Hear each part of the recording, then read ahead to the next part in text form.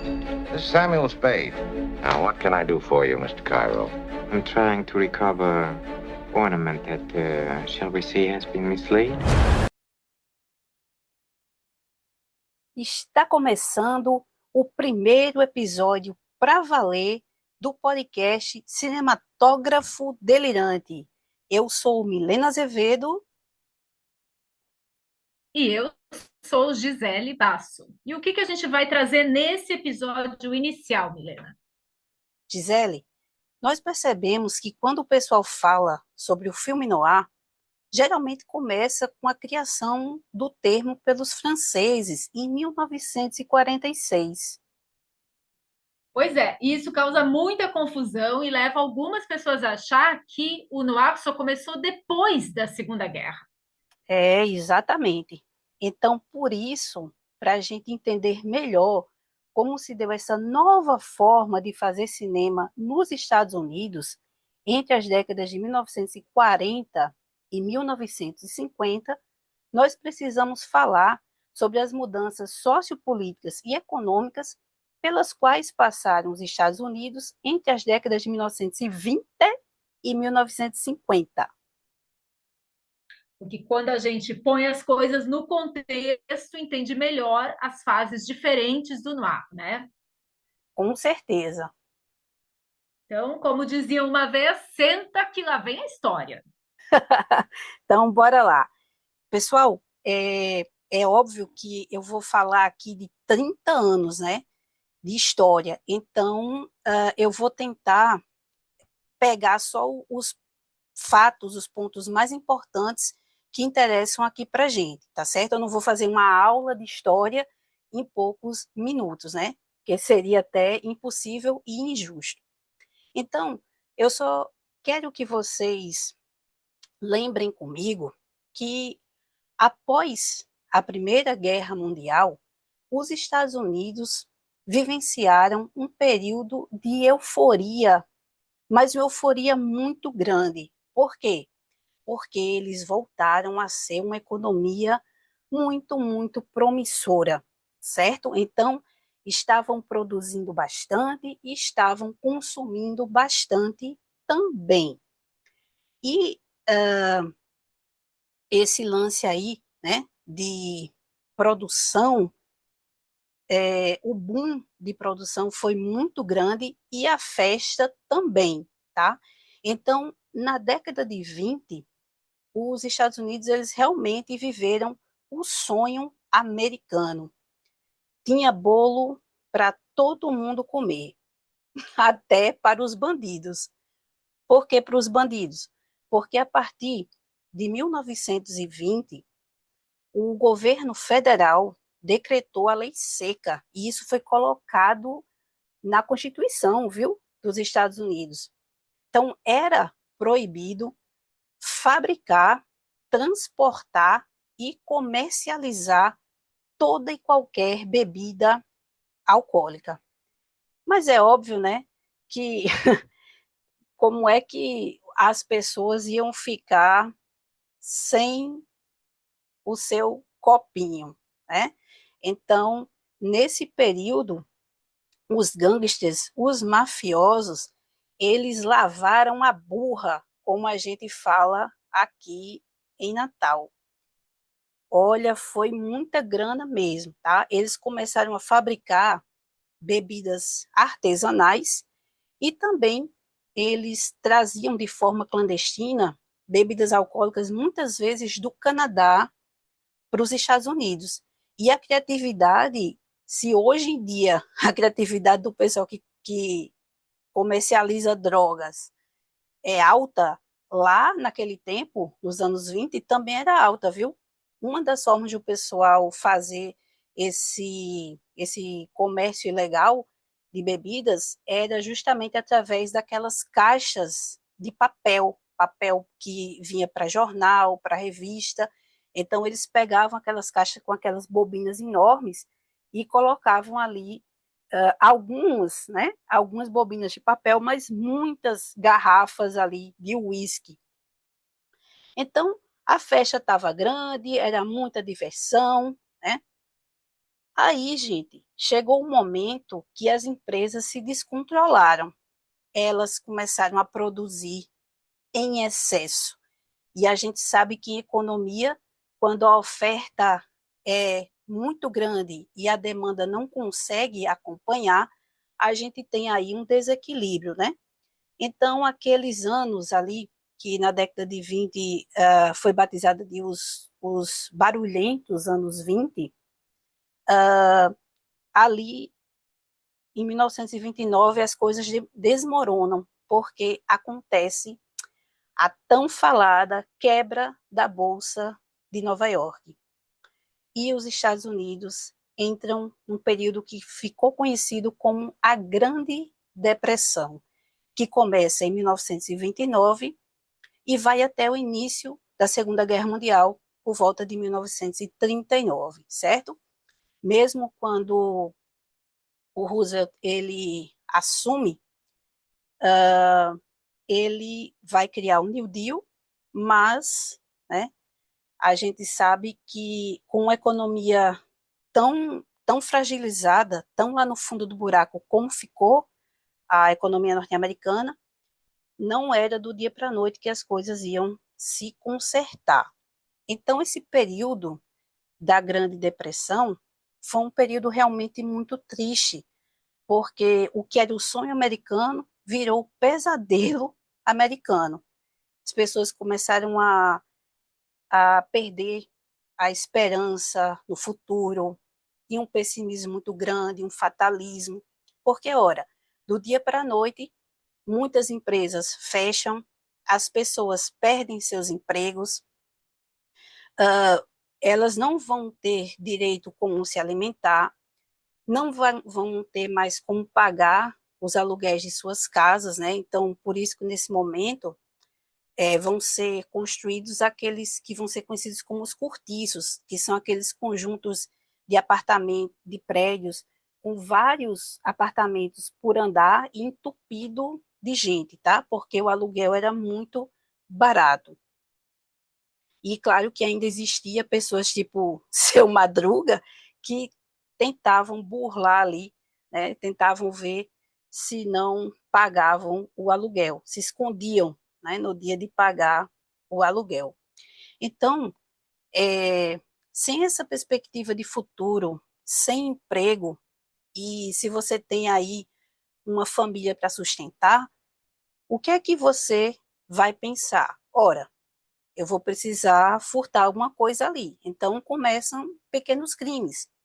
E nesse período aqui, ainda por causa da lei seca, os gangsters estavam em alta, tá certo? A máfia estava agindo ali no bem bom. Então, muita gente também começou a trabalhar para a máfia. Fazia um servicinho aqui, um servicinho acolá, e por causa disso, o que é que vai acontecer? Há uma inversão de valores, né? Os princípios morais, os valores morais começam a cair, porque eu tenho agora que salvar o meu emprego. Então, se eu tenho um emprego, seja ele qual for, eu vou agarrá-lo com unhas e dentes. Mas o meu vizinho fica ali tentando encontrar um jeito de me dar uma rasteira para tomar o meu emprego, certo? Era um negócio realmente feio, tá? E nesse período também, né, de aumento da criminalidade e da violência, o que é que a gente vai ver aparecer de entretenimento, tá? Os filmes de gangster, aqueles ciclos de gangster ali do final da década de 20 até meados dos anos 30, eles vão ser muito comuns. E eles vão tratar, né, trabalhar os gangsters como criminosos estilosos. Mas essa caracterização dos gangsters como até anti-heróis, tá? Essa caracterização, ela já começou a vir dos jornais. A gente tinha repórteres que faziam colunas sobre sobre crimes, né, sobre o submundo e sobre os gangsters, que exaltavam esses bandidos, certo? O Ben-Hur foi um dos mais famosos. E nesse ciclo aí de filme de gangster, né, a gente tem Paixão e Sangue, de 1927, a gente tem Alma no Lodo, que é um dos mais famosos, que é de 1931, e o Scarface, A Vergonha de uma Nação, de 1932, que foi justamente um roteiro adaptado pelo Ben-Hur, tá? E também começou a se proliferar revistas e livros de bolso feito com um papel muito barato. E esses livros de bolso e essas revistas foram chamados de pulps. E nesses livros e nessas revistas eram publicados muitos contos de histórias de crime, policiais, né, ficção científica. E dentro da ficção policial, agora vai aparecer um subgênero chamado hard-boiled, onde eu tenho aí um detetive particular, certo? Que geralmente é um cara machão, misógino, ele é durão, ele não quer nem saber das convenções sociais, tá? Ele não está muito aí para a família. O exemplo máximo aqui do hard-boiled é justamente o Sam Spade, criado pelo Dashiell Hammett, né? E a gente vê aí que o Sam Spade, ele tem um caso com a esposa do melhor amigo e sócio dele. Então a gente já vê o caráter aí da pessoa, né? Do detetive.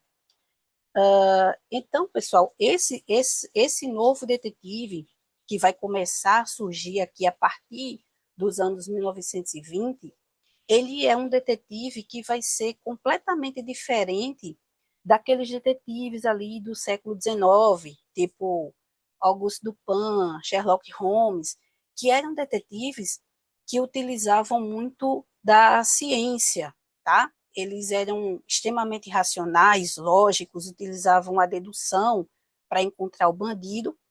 E aqui, com essas histórias policiais, principalmente hard-boiled, o detetive, ele, se ele puder, ó, ele vai trapacear, ele vai matar, né? Ele vai arranjar qualquer forma de conseguir pegar o bandido ou recuperar uma relíquia ou um quadro, enfim. Ele vai tentar fazer o que a pessoa que chegou lá para ele com a grana pediu para ele fazer, certo? Então, valia tudo. Quando dava, ele entregava o bandido para a polícia. Mas se ele, para resolver o caso, precisasse matar o bandido, ele matava, certo? Então, tanto nas páginas, né, da mídia impressa ali, das revistas, dos livros, dos jornais, eles falavam muito sobre crimes, e o cinema também, como eu já citei esse ciclo, né, de filmes de gangsters, eles vão começar a fazer filmes assim que quando a gente pega um filme do início dos anos 30 hoje e vê, você fica pensando, meu Deus, que filmes eram esses, né? Porque assim, eles são quase imorais até para a época, porque imagina aí, era um momento em que se a mulher ela mostrasse as pernas, se ela usasse uma saia ou um vestido um pouquinho acima do joelho, já era algo escandaloso. E nesses filmes, às vezes, vai aparecer a mulher de combinação. Então, assim, meu Deus, era uma coisa muito, muito depravada para a época, e eram filmes também muito violentos, eram filmes que faziam apologia aí à bebida, tá? O cigarro nem se fala, né? Assim, todo mundo fumava, e fumava ensandecidamente. E vai ser engraçado também, porque até as comédias elas vão passar a ser feitas, né? Claro que tinha as comédias clássicas do Buster Keaton, do Charlie Chaplin, mas começou a aparecer um tipo de comédia que dentro da trama trazia investigação policial. Que aí eu vou citar 2 filmes aqui. A Ceia dos Acusados, que é de 1934, e Pernas Provocantes, de 1942, é uma comédia musical com a Ginger Rogers, né? Então, para vocês verem como esse apelo, essa literatura aí que falava sobre crimes, estava muito em alta nesse período. E os católicos, os conservadores, não estavam gostando muito do que eles estavam vendo.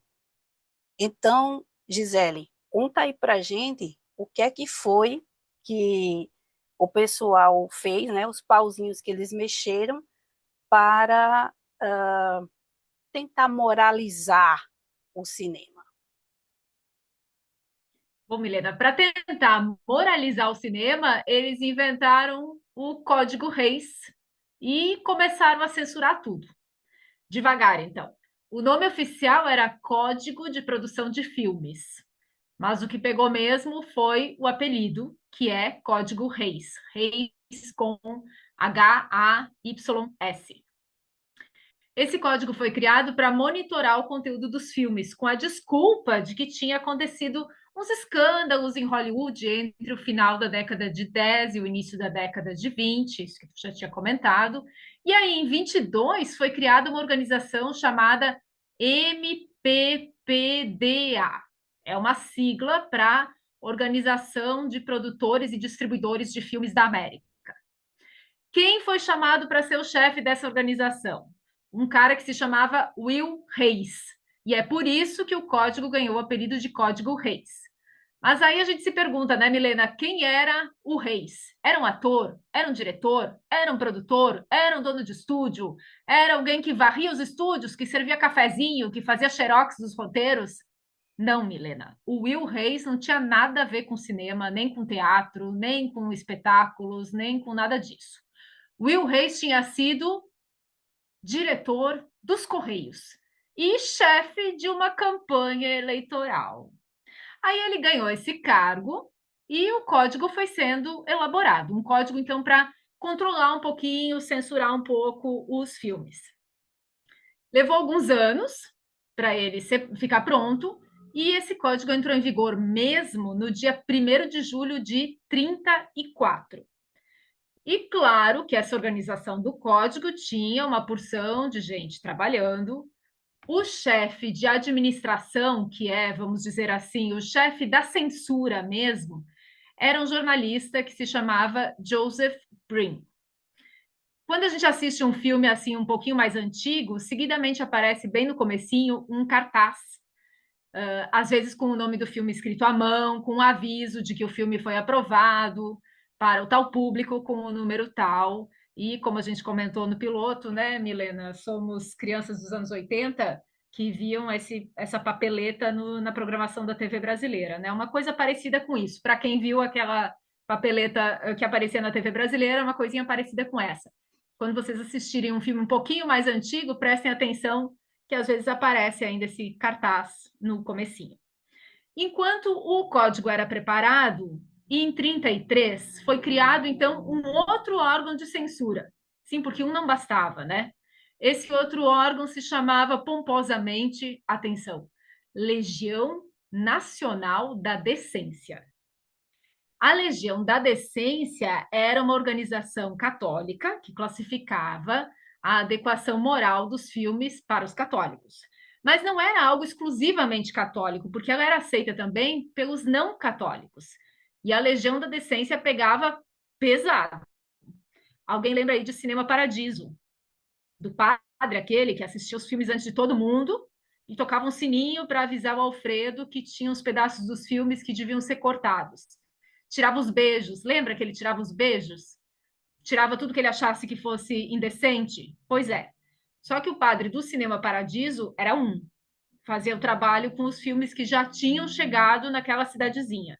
Imaginem uma situação desse tipo, só que numa escala grande, oficial, com selo de autoridade, tudo isso.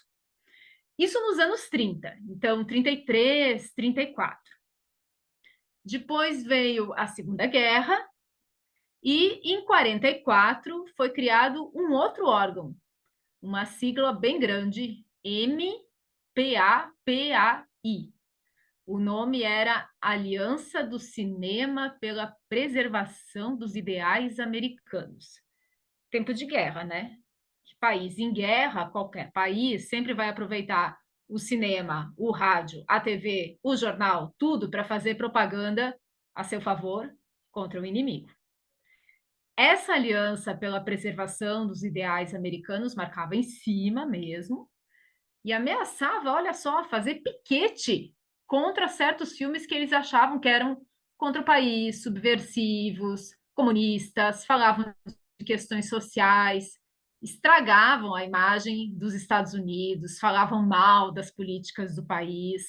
Então, eles ameaçavam de piquete. Então, além da censura mesmo oficial, ainda tem a ameaça, né? Olha, melhor não fazer esse filme, atenção, cuidado com o que está fazendo. Então, pensem, o mundo em guerra, quem percebeu o que estava acontecendo e conseguiu, arrumou as malas e deu no pé. De novo, a gente pode comparar com o filme, né, Milena? Lembra de Casablanca? As pessoas fugiam dos seus países, iam se refugiar em Casablanca e depois tentavam conseguir passagem para fugir para outros lugares. Era meio assim um lugar de passagem, né? Mais ou menos isso, só que não só em Casablanca, isso aconteceu em outros lugares. Então, entre as décadas de 30 e de 40, parte dessas pessoas que fugiram da Europa foram para os Estados Unidos. E nesse grupo tinha gente do cinema, tinha cineastas, diretores de fotografia, roteiristas, artistas de todo tipo. E mesmo dentro dos Estados Unidos também tinha gente mudando de região. Então, cineastas, escritores, dramaturgos, de novo, artistas de qualquer espécie, de todo tipo, que estavam no lado leste dos Estados Unidos, principalmente em Nova York, e que foram para o oeste, ali na região da Califórnia. E entre os motivos, adivinha só, era mais barato filmar no oeste do que no leste. Então, muita gente que foi da Europa para os Estados Unidos e mais um outro tanto de gente que foi de um lado para outro dentro dos Estados Unidos. Dizem que no meio desse pessoal que foi do leste para o oeste estava, por exemplo, Orson Welles. Gisele, E dizem também que alguns deles... Gisele, Diga. aí só me permita uma palavrinha, Por porque favor.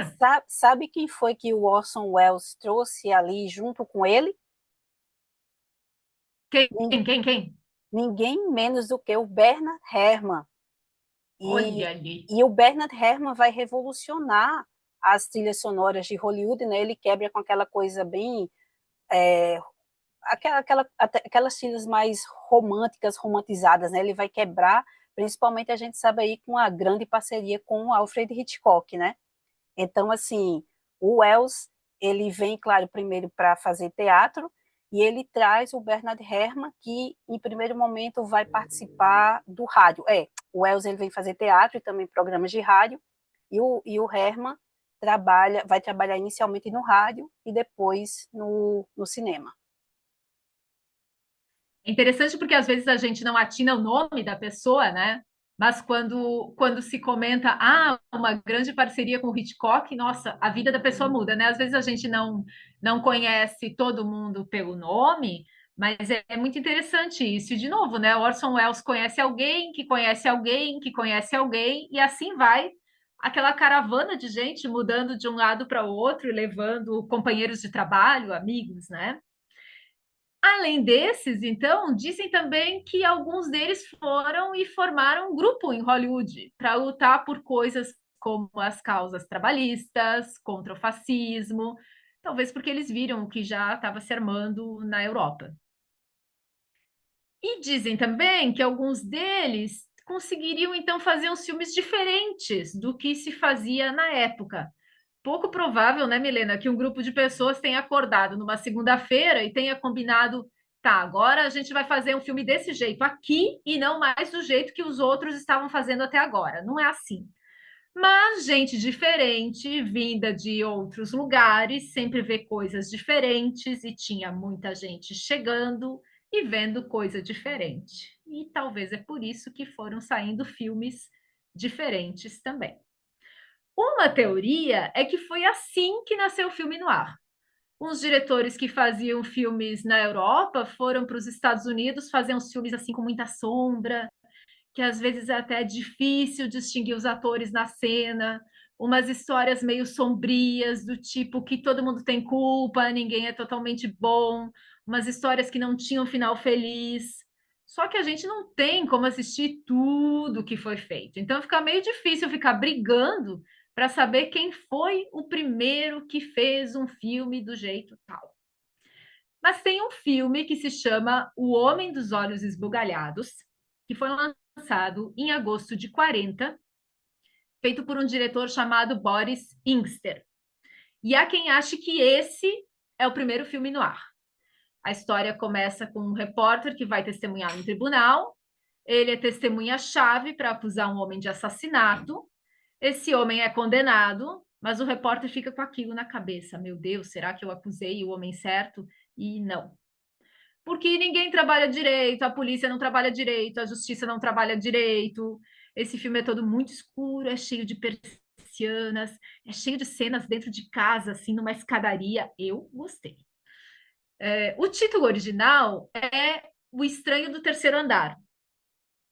O título em português é O Homem dos Olhos Esbugalhados. E eu acho que só pode ser o Homem dos Olhos Esbugalhados, porque, veja, os olhos esbugalhados desse filme são do Peter Lorre.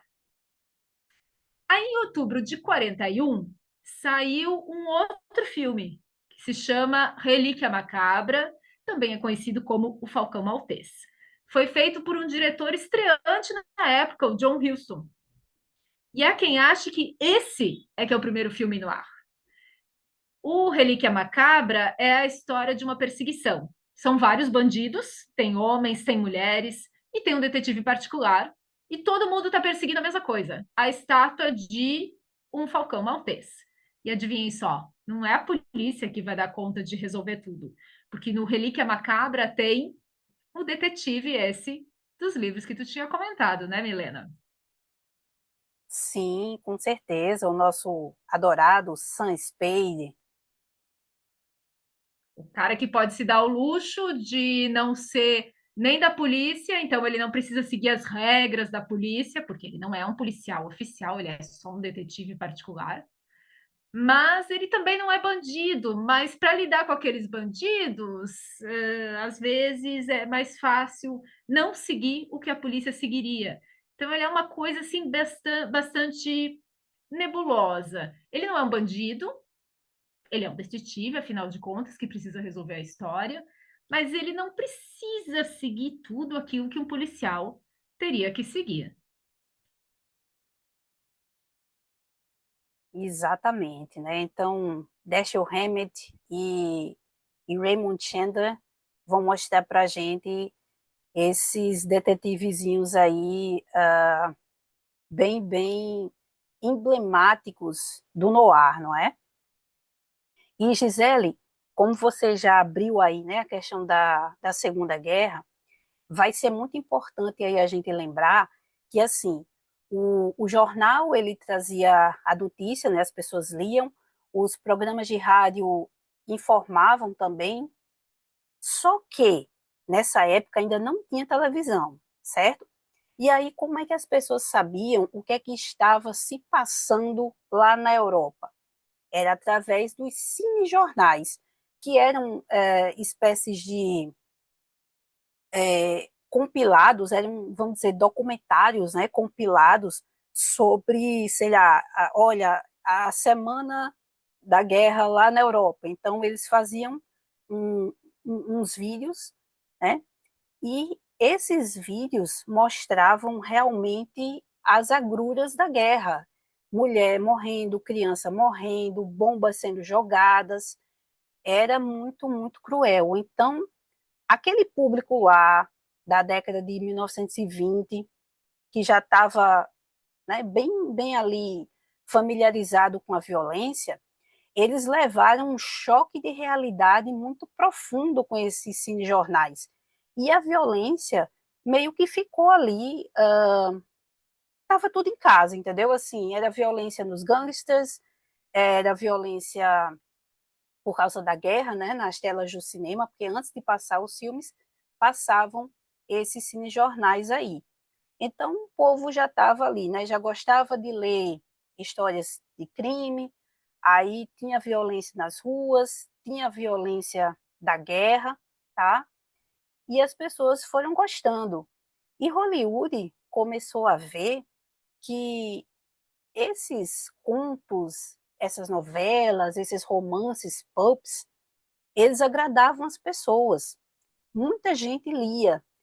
E o público que lia majoritariamente eram homens, jovens e adultos, tá? Isso eu estou falando do finalzinho dos anos 30, início dos anos 40, quando a guerra começou, mas os Estados Unidos ainda não tinham entrado, tá certo? Então, a guerra também vai proporcionar algo não muito agradável a Hollywood. Por quê? Porque há uma perda de 40% do mercado internacional. Então, pensa aí, a França, né, que era um grande consumidor dos filmes estadunidenses, com a ocupação alemã, tudo foi barrado, tudo foi vetado. Então, se você perde quase 50% dos seus lucros, né, de importação, né, com o mercado internacional, o que é que você vai fazer? Você agora vai ter que olhar para o seu público interno, o público doméstico, né? Então, o Robert Porfírio... É um boicote que atinge. É um boicote que atinge tudo, né, Milena? Porque atinge Sim, filme, atinge livro, atinge tecido, atinge carro, atinge absolutamente tudo, né? Ou porque é boicote mesmo, não pode porque é o filme do inimigo, ou enfim, esse tipo de coisa, ou atinge porque o país está todo concentrado no tal esforço de guerra, né? Só se produz coisa para guerra, só se pensa em guerra, só se come guerra, só se bebe exatamente. guerra o tempo inteiro, né? Encontrei até nessas andanças, encontrei até um ato, é uma coisa que a gente sabe que houve cortes, mas quando a gente pega na mão pega na mão? Não, não, né? Pega na biblioteca virtual um decreto que determina quantos botões podem ser usados num paletó, é uma coisa meio absurda. De repente, de um ano para outro, de um ano para outro, não, de um mês para outro, o meu casaco não pode mais ter 4 botões, ele só pode ter 2, porque o botão é prioridade para o uniforme do exército. É uma coisa tão bizarra. Talvez eu seja muito boba, mas assim, a gente sabe que existem esses esforços de guerra, a gente lê sobre isso, estuda isso, mas eu nunca imaginei que de fato houvesse uma lei determinando quantos metros de tecido eu posso usar para fazer uma calça, para fazer uma saia. E tudo isso determinado pelo tamanho da pessoa. Um homem, uma mulher que veste tamanho tal, ele pode usar tantos metros para comprar de tecido para fazer uma camisa. Ele pode fazer um casaco com um comprimento só de tantos centímetros. O casaco não pode passar do tal limite. A manga só pode ser assim. Sabe? Tudo isso vai determinando a vida das pessoas, e é o que depois vai ter importância também no filme noir, que é econômico, né? Tudo é pelo mínimo, tudo é para economizar, economizar. E assim como chegou nos carros, nas roupas, no que se usava, na comida, chegou na literatura e chegou no cinema, né? Exatamente, né? Então, foi preciso, a gente ouviu muito isso durante a pandemia, né? Em momentos de crise, você tem que saber se reinventar, você tem que fazer, se virar nos 30 para conseguir aí entrar grana. Então, o que é que Hollywood começou a fazer, né? Aí o Robert Porfírio, que é um dos primeiros estudiosos que vai focar mesmo no filme noir, ele vai dizer que essa questão da importância que agora passou a ter esse público interno levou os Estados Unidos a criar as matinês de sábado e as sessões duplas noturnas, que eram aqueles 2 filmes pelo preço de um, e também passaram a distribuir brindes e prêmios. O Ian Brooks, que é um pesquisador mais contemporâneo, ele já lembra que desde a década de 1930, os grandes estúdios começaram a criar a divisão de filmes B, filmes de baixo orçamento. E depois ali, por volta, né, já do final dos anos 30, início dos anos 40, outros estúdios eles vão começar a surgir especializados em filmes de baixo orçamento. E eles foram chamados genericamente de poverty row, né? Seria a linha da pobreza. Eu não vou me deter sobre esse assunto aqui agora, porque a gente vai ter um episódio somente para falar da poverty row e de alguns filmes icônicos desses estúdios. Viu, Gisele? Vai ser muito bacana, viu? Legal, porque quando a gente pensa que foi feito um filme assim, na base do só faz um filminho aí para a gente ganhar um dinheirinho e tal, era um estúdio considerado menor e tudo, e hoje a gente olha e diz, meu Deus, este filme menor, do estúdio menor, feito com pouco dinheiro, só para ganhar uns trocos na sessão dupla, virou o que se chama um clássico do estilo. Exatamente, até porque nessa sessão dupla, né, é óbvio que não ia passar e o vento levou, né, não passava grandes produções, ia passar justamente esses filmes. Não tinha nem tempo existiria, né, para fazer sessão dupla. Então, eram esses filmes aí realmente de baixo orçamento. E quem é que mais frequentava essas sessões aí noturnas, né? Essas sessões duplas? Eram homens adultos, às vezes um casal, né? Mas geralmente era o homem adulto. E esse homem adulto, leitor das pulps, tanto das revistas quanto dos livros pulps, ele queria ver realmente esses filmes de crime, né? Com violência, com polícia atrás de bandido, e o bandido sendo mais esperto do que a polícia. Então, isso também fez com que essa nova forma de filme, né, que vai ser chamada depois de filme noir, comece a aparecer nos Estados Unidos.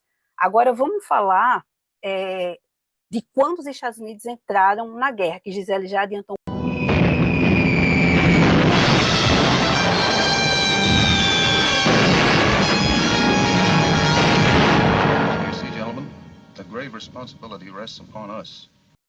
Os Estados Unidos, eles entraram na guerra em 1941, e a partir daí, a economia foi direcionada à confecção de diversos produtos para o esforço de guerra. Foi criado o WBP, o War Production Board, que era a agência responsável pela alocação e racionamento de materiais em falta, como, por exemplo, gasolina, borracha e metal. Dessa forma, o WPB impôs restrições à indústria cinematográfica, como também impôs restrições à própria sociedade, como Gisele lembrou, a questão do número de botões nas roupas, tá? Isso não é brincadeira, não. Isso realmente aconteceu. Então, para o cinema, o WPB começou a dizer que tinha que reduzir o estoque do filme bruto. Também limitaram os takes dos filmes, só podiam ser gravados 2 takes de cada cena, e o orçamento também foi reduzido. Os estúdios só poderiam gastar, no máximo, $5.000 para a construção de cenários. E sabe qual era o valor que geralmente eles gastavam? $100.000. Então, vamos ver aí que o baque foi grande, né? De 100 mil para 5 mil. E isso acontecia devido à escassez de madeira e aço, principalmente, o que levou os estúdios a reciclar material de filme para filme.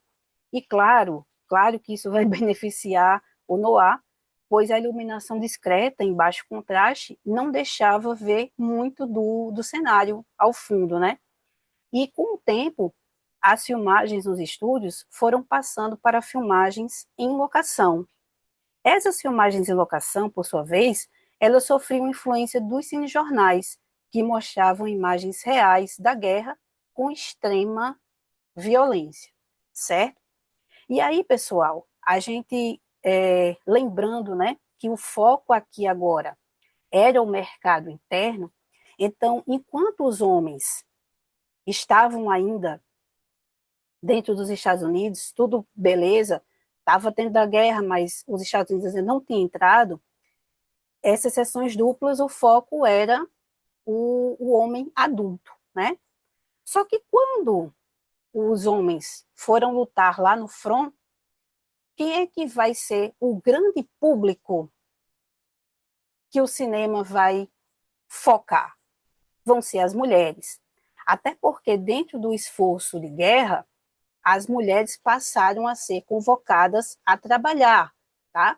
A trabalhar nas fábricas, a trabalhar com um serviço até pesado mesmo. Até torneira mecânica teve, certo? Então elas iam confeccionar armamentos, munições, as roupas, né, pesadas, os uniformes dos soldados, os capes, e também, tipo assim, uma mulher era secretária, tá? Secretária de uma empresa, né? Secretária de um dentista.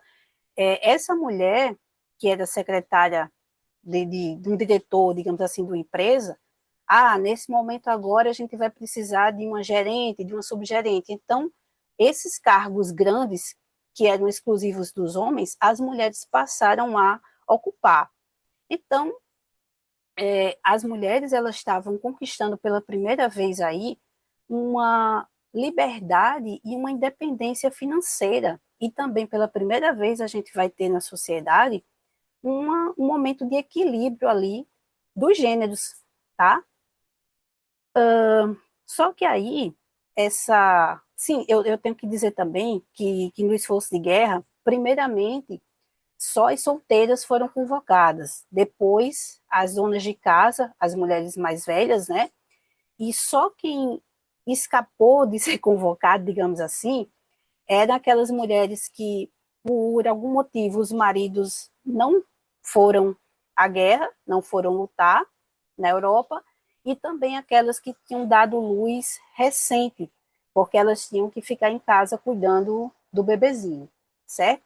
Então, agora era necessário trazer mulheres que as mulheres quisessem ver. Então, foi feita uma pesquisa, e nessa pesquisa se constatou que as mulheres diziam que elas gostavam de ver no cinema mulheres fortes e inteligentes. E aí vai começar a aparecer nessa nova forma de fazer cinema 3 representações de mulher: a femme fatale, a mulher cativa e a mulher independente. Não vou me deter agora sobre isso, porque nós vamos ter episódios especiais para falar de cada uma dessas representações, ok? Então vamos agora dar um pulinho, gente, para o final da guerra. Chegou 1945, a guerra acabou e agora o inimigo era outro, né? Se antes o grande perigo eram os alemães nazistas e também os japoneses, agora o perigo é a União das Repúblicas Socialistas Soviéticas e o comunismo, não é? Então, pessoal, agora principalmente os políticos, eles vão meio que fazer o terror ali, tocar o terror na sociedade e espalhar que o comunismo era muito perigoso e que agora os estadunidenses tinham que ficar de olho porque espiões infiltrados comunistas podiam aparecer ali nos Estados Unidos. Então, vizinho tinha que ficar de olho em vizinho, filho tinha que ficar de olho nos pais, tá? Era aquela coisa bem mesmo de paranoia. E por falar em paranoia, a gente vai ter aí os homens que voltaram com traumas da guerra, com paranoias, com neuroses, tá? E pela primeira vez aqui, depois da guerra, é que os livros do Jean-Paul Sartre e do Albert Camus foram traduzidos para o inglês. Então, o existencialismo e também a psicanálise freudiana, elas passaram a fazer parte ali das leituras das pessoas, das conversas e, óbvio, também dos filmes. Então, aqui, a gente já vai ver que nesses filmes, logo, né, depois ali da guerra, a gente vai ter, não era só o bandido mau, tá? A gente ia ter uma explicação de por que aquele bandido era mau, por que ele agia daquela forma, certo? Então, esses filmes existencialistas, né, com base na psicanálise ali dos personagens, eles começaram a se proliferar. E também filmes que metiam o dedo na ferida, que criticavam as instituições, que criticavam o capitalismo, né, que criticava as grandes empresas, os empresários, que criticava a polícia, né, porque havia corrupção na polícia e isso aí começou a ser desmascarado.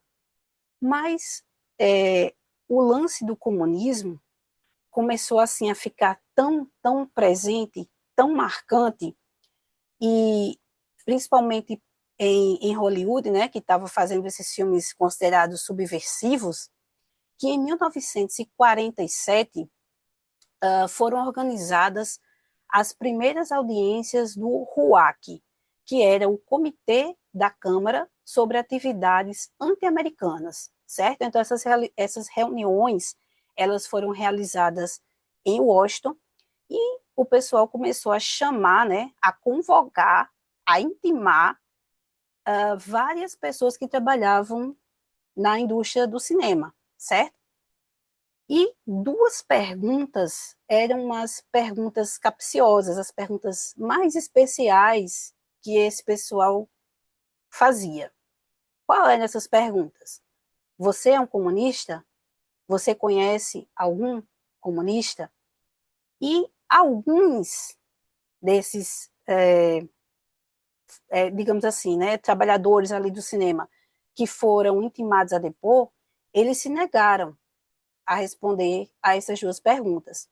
Eles ficaram conhecidos como os Hollywood 10, os 10 de Hollywood. E como foi muito tumultuado isso, essas audiências do RUAC, elas foram suspensas, tá? E foi assinada a Declaração de Waldorf, na qual os grandes estúdios se comprometeram em demitir os 10 de Hollywood. Também em 47, o Eric Johnston, então presidente de uma outra associação, a MPAA, que era a Motion Picture Producers Association, ele afirmou que não mais seriam feitos filmes que mostrassem o lado sórdido da vida estadunidense. E para piorar a situação, no mesmo ano, o Ayn Rand escreveu simplesmente o Screen Guide for Americans. E nesse guia, tá, tinha seções como: não difame a riqueza, não difame o sucesso, não difame as instituições políticas americanas, não glorifique o fracasso. Hoje a gente ri, né? Mas, assim, isso foi muito comum na época, porque os conservadores, né, os religiosos, principalmente os católicos, eles estavam marcando em cima mesmo, eles estavam fazendo uma pressão para que Hollywood se moralizasse, certo? Então, assim, era para mostrar, ó, o comportamento deve ser esse. Se você fugir desse tipo de comportamento aqui esperado, né, e você continuar querendo fazer esses filmes aí que mostram a miséria dos Estados Unidos, que mostra a corrupção na polícia, que mostra a corrupção nas instituições, não vai dar bom, não. né? Então, se tentava de tudo para maquiar os filmes, tá? Aí, Desculpe, Milena, posso lembrar uma outra coisinha que me veio à pode, cabeça agora? pode, Tem um filme de 47 chamado Rancor, de um diretor sim, chamado Edward Dmytryk.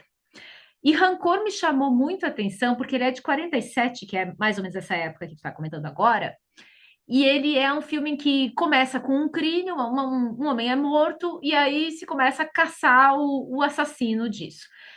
E tem um personagem feito pelo Robert Ryan, que ele é um cara que reclama o tempo inteiro dos colegas. O que acontece? São todos homens que foram para a guerra, alguns eram de carreira do exército, mas outros foram assim, é guerra, vai todo mundo, e era isso, né? Não tem, não quer.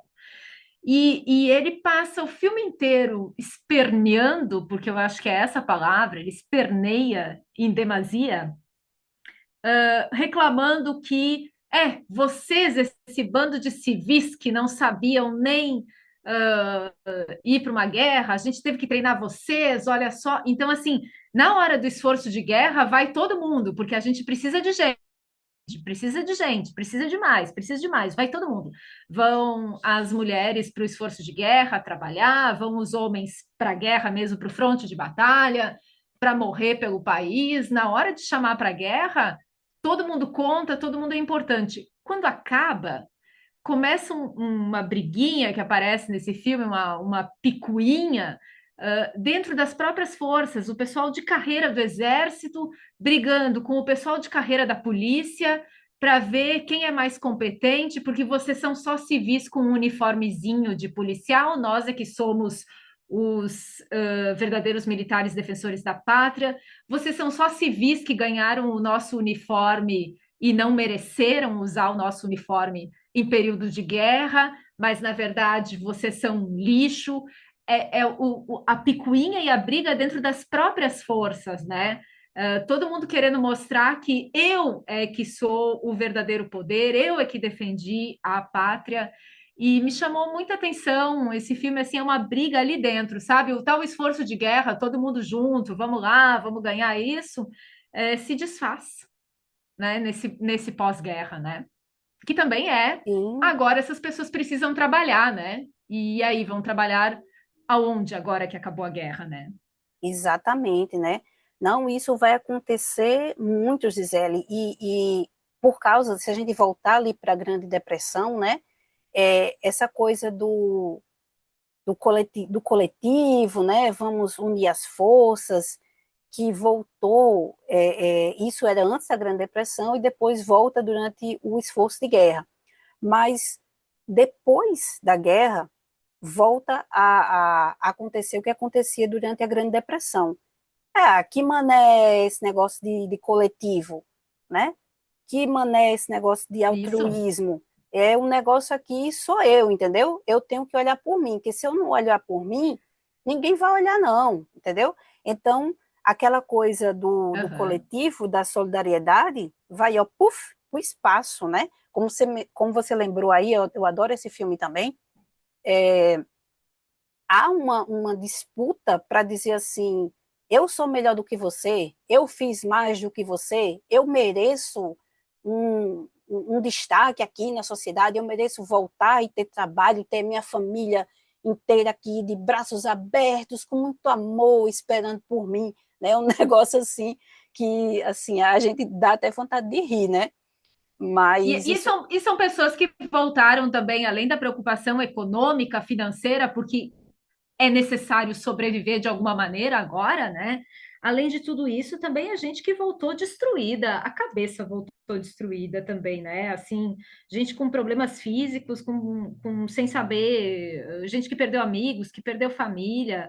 Uma situação assim bastante difícil, né? Tem no A Dália Azul também é um filme que parece assim mais leve, mas tem um caso também de um soldado que volta meio desmemoriado, ele Ele sai do ônibus e esquece que saiu do ônibus há 5 minutos, né? São pessoas que voltam destroçadas de todas as maneiras também, né? Então, de uma certa maneira, essa briga deles é a luta desesperada, de novo, né? Pela sobrevivência. Sim, total, pela sobrevivência mesmo, né? Aí, Gisele, já vamos dar aqui um saltinho também,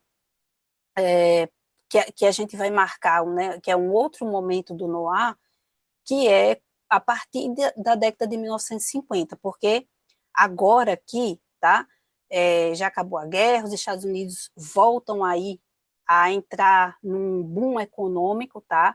Pela primeira vez, a gente tem aí o foco na juventude, porque é criada a adolescência. Não se iludam, gente, nem sempre foi assim, tá? Nem sempre os adolescentes foram esses seres, né, aborrecentes, ora adoráveis, que sabiam de tudo, que podiam fazer o que queriam. Não. Antes você só tinha a criança, né, a infância e a idade adulta. Então, quando o jovenzinho completava, a jovem, né, completava 15, 16 anos, já era um adulto. Não tinha esse lance da adolescência. E a partir da década de 1950, principalmente por causa do rock and roll que vai surgir também nesse período, a gente vai ter o quê?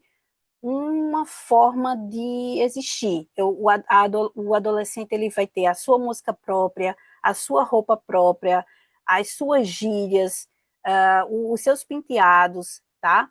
E isso foi muito importante, porque agora os jovens começam a querer ver outro tipo de filme. Essa coisa muito deprimente, de muita crítica, né, isso não era tão legal.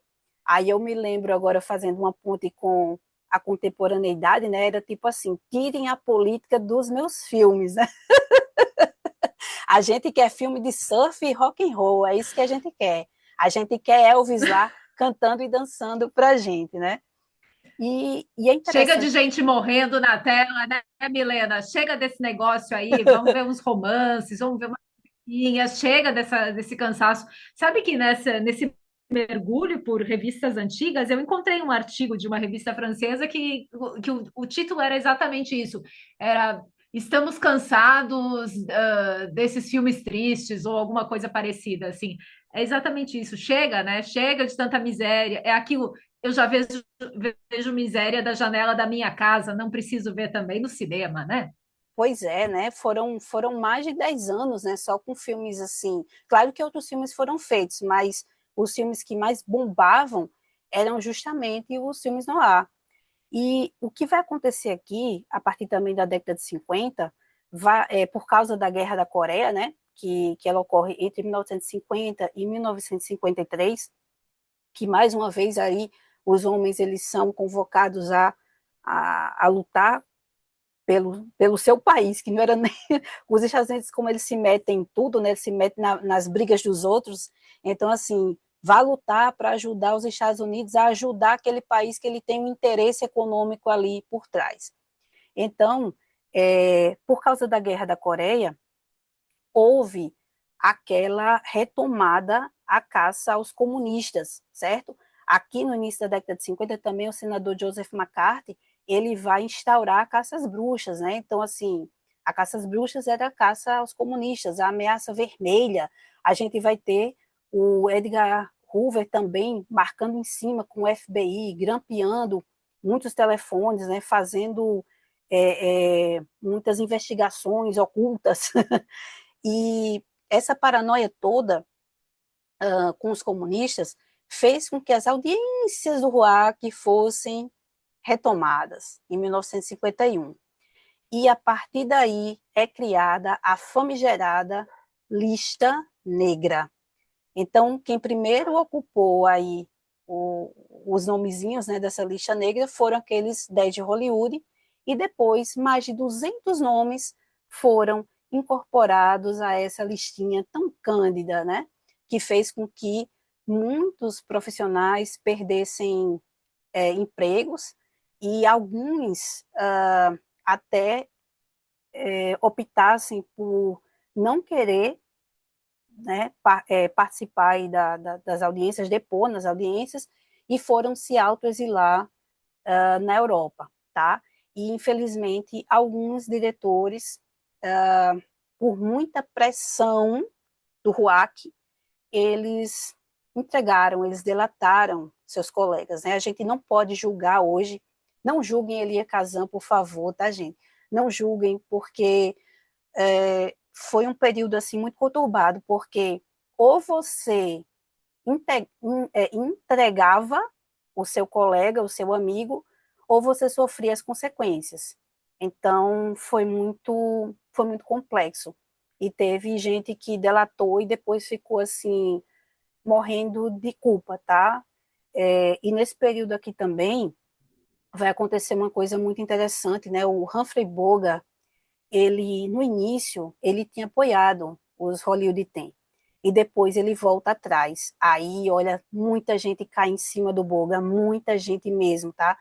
Porque assim, na verdade foi a Warner, foi o Jack Warner, né? O chefão lá da Warner, que disse para o Boga, porque ele tinha, né, um peso muito grande, um astro, quando ele diz que ele está do lado dos 10 de Hollywood, ele causa uma celeuma, né? Então, Jack Warner diz, não, você vai ter que se retratar.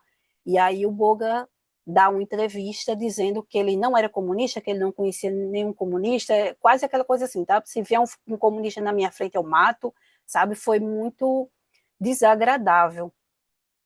E, como eu já falei, né, infelizmente foi um período em que as pessoas foram pressionadas a fazer esse tipo de coisa.